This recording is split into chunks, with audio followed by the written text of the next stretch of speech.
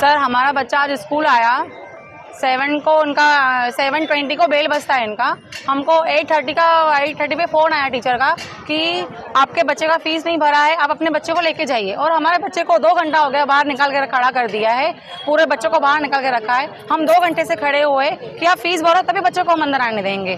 तो ये कहाँ का रूल है, हमें वो बताइए। हमारे बच्चे अगर कुछ कर भी यहाँ से किधर चले जा रहा था, कौन जिम्मेदार है इसका? स्कूल वाले जिम्मेदार है हमारे बच्चों के। हमारी कुछ मजबूरी है, इसीलिए फीस लेट होता है पेरेंट्स लोग का, लेकिन ये लोग वो नहीं समझ रहे सर। और इतना फीस बढ़ा दिया है, मतलब 10,000 5,000 से इनको फीस, एक्चुअली 1st से 5th तक इनको फीस माफ था, फिर भी हमें एग्री है। हमने 15,000 फीस भर रहे हैं हम, लेकिन हमको थोड़ा टाइम तो दो। अब हमको टाइम भी नहीं दे रहे और हमारे बच्चों को निकाल के खड़ा कर दिया है सर बाहर। ये कोई कहाँ का रूल नहीं हुआ। हमारे बच्चा डिप्रेशन में कुछ कर दे तो कौन जिम्मेदार है इसका? स्कूल वाले जिम्मेदार तो नहीं होंगे। बस हमारा कहना वही है कि हमारे बच्चों को उन्होंने बाहर निकाला आज फीस की वजह से, वो ये सब नहीं होना चाहिए था सर। ऐसे कितने स्टूडेंट्स हैं जिनको बाहर निकाला गया? सर इसे अभी यहाँ पे कम से कम 50 जन खड़े हैं सर। 50 बच्चे बाहर यहाँ से गए हुए। हम सुबह 8 बजे से खड़े हैं सर, अभी 10 बज रहे हैं सर। मेरे सामने 50 बच्चे बाहर गए हैं, 50 पेरेंट्स यहाँ पे भी खड़े, आप देख सकते हो। अभी अंदर और बच्चे हैं? अंदर और बच्चे हैं, लेकिन वो लोग छोड़ नहीं रहे हैं। उनको पता है कि बाहर सब लोग खड़े, कैमरा ऑन है, अंदर सब प्रिंसिपल मैडम देख रही है बैठ के, लेकिन उनको कुछ फर्क नहीं पड़ रहा है। बाहर भी नहीं आ रहे? हाँ बाहर भी नहीं, और बात भी नहीं कर रहे सर हमसे। फोन कर रहे, फोन नहीं उठा रहे सर हमसे। मी आता निवली शाळेच्या इथं उभा आहे।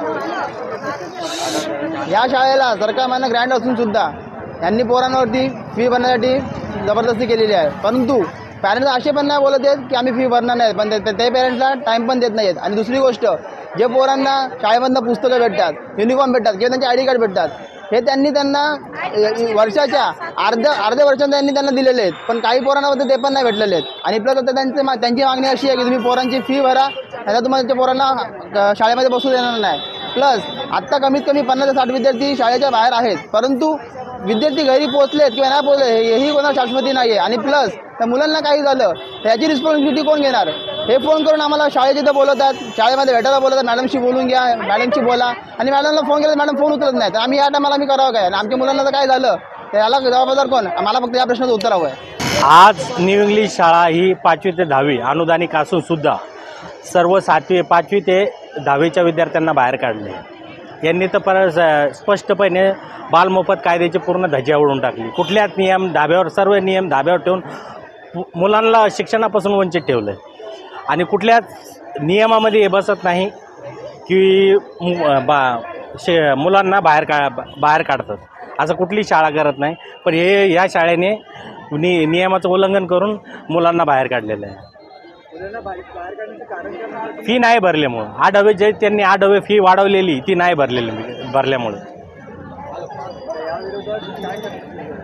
या विरोधात गेल्या 2 वर्षापासून आम्ही पालक पाठपुरावा करतोय। तर पाठपुरावा करता करता आम्हाला पूर्ण एव्हिडन्स आहे, कुठल्याच शुल्क निवारण समितीची यांनी मान्यता घेतलेली नाही। 1ली ते 4थी बिना अनुदानिक असून सुद्धा मान्यता घेण्यासाठी शुल्क निवारण समितीला पाठवावं लागतं, ती मान्यताही देखील घेतलेली नाही।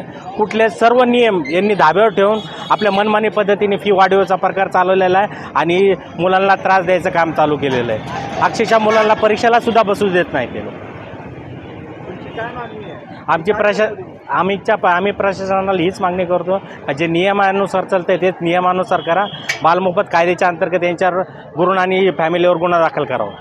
आज न्यू इंग्लिश शाळेने फी नाही भरली म्हणून सर्व मुलांना बाहेर काढलं। हा बालमोफत कायद्याच्या अंतर्गत गुन्हा दाखल करण्यासाठी आम्ही माननीय वरिष्ठ पोलीस निरीक्षक अनिल जगताप साहेब यांना बोलून घेतलेलं आहे, पण त्यांनी काही देखील गुन्हा दाखल केला नाही। ते बोलतात शिक्षण अधिकारी यावर कारवाई करतील, ते आम्ही ठरवलं। त्यानंतर आता जो 15,000 रुपये आहेत अनुदानिक शाळा असून सुद्धा 15,000 रुपयाची फी वसुली केल्या जाते, ही बेकायदेशीर आहे। तसंच 1ली ते 4थी कुठलं शुल्क निवारण समितीची मान्यता घेतलेली नाही, परस्पर हे लोक मनमानी पद्धतीने फी वाढवतात। त्याकरता आम्ही येत्या 8 दिवसामध्ये माननीय आयुक्त साहेबांकडे बैठक घेणार आहे। आज आम्ही मनसेच्या माध्यमातून त्यांना पत्र देणार आहेत, पुढच्या आठवड्यापर्यंत आम्ही बैठक लावणार आहेत। बैठकीमध्ये जर का आमचं इनपुट जर का नाही निघलं तर माननीय आम्ही शिक्षण मंत्री यांच्याकडे बैठक लावू, आणि तरी नाही झालं तर पुढचं आम्ही